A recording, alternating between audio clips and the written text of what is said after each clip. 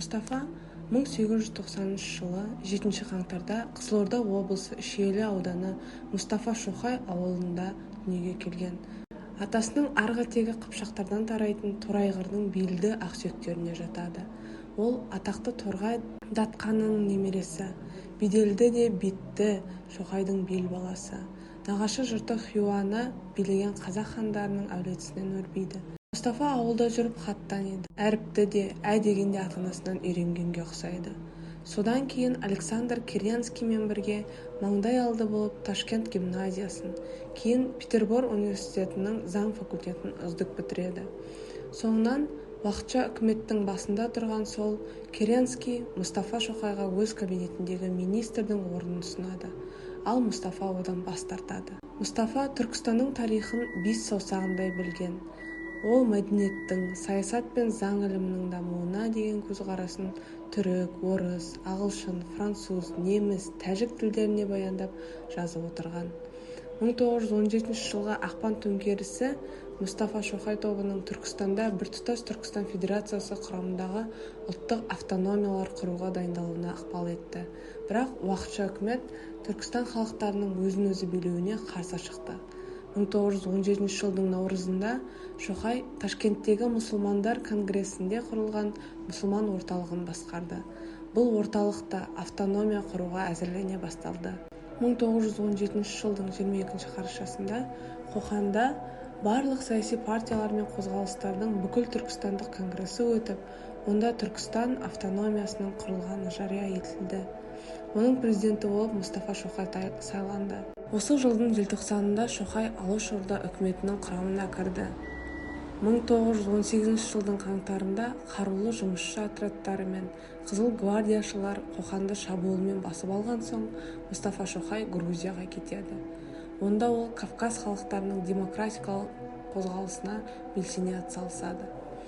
1920 жылы Қызыл армия Грузияға кіргенде Мұстафа Түркияға қоныс аударады. Одан әрі Берлин асып, кейін Францияда тұрақтанады. Эмиграцияда жүріп Шоқай кеңестік езгідегі Түркістан халықтарының өмірін көрсетуге арналған журналдар мен газеттер шығаруды ұйымдастырып, олардың жұмысына белсене араласты. Стамбул мен Парижде, Берлин мен Лондонда, Варшавада ол Орта Азия туралы мақалаларын, теориялық зерттеулерін, тарихи және саяси шолуларын жариялады.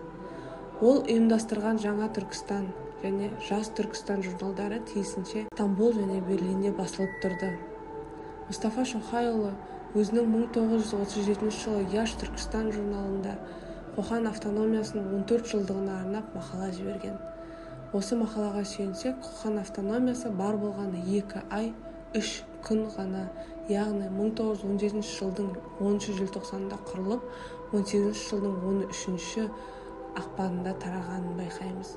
Мұстафа Шоқайдың шетелдік эмиграциядағы саяси қызметі бүкіл Түркістан жұрты үшін жазба және ауызекі жүргізген үгіт-насихат жұмыстарынан көрінеді.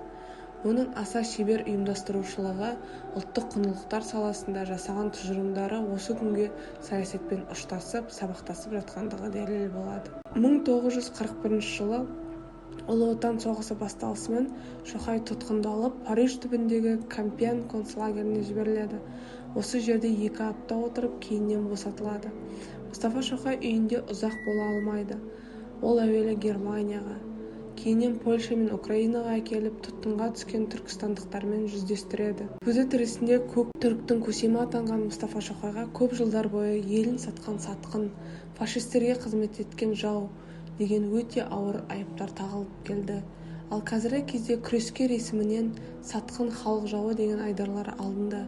Мұстафа Шоқай Түркістан легионын ұйымдастыруға қатысты деген болжамның қате екендігі бүгінде дәлелденді. Мәскеудің қоғамдық пікірлер институты 2008 жылы Роспен баспасынан орыс шетелдіктерінің қоғамдық ой-пікірі атты үлкен энциклопедия шығарып, бұнда Мұстафа Шоқай Түркістан ұлт-азаттық қозғалысының басшысы, дүниежүзілік деңгейдегі саясаткер, заңгер, публицист, аса ірі қоғам қайраткері, өз ұлтының адал патриот күрескері әрі үлкен құрметке лайық тұлға ретінде көрсетіліп, көлемді еңбекке орын берілген.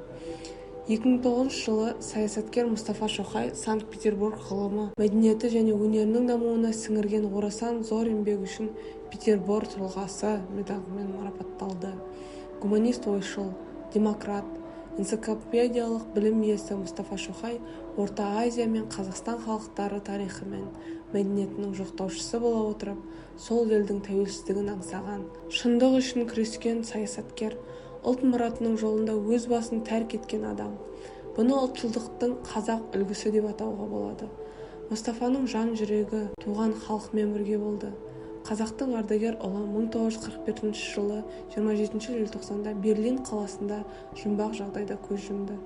Оның өмір жолы ұлы отаны, Түркістан үшін от кешкен ұлы азаматтың жолы болады.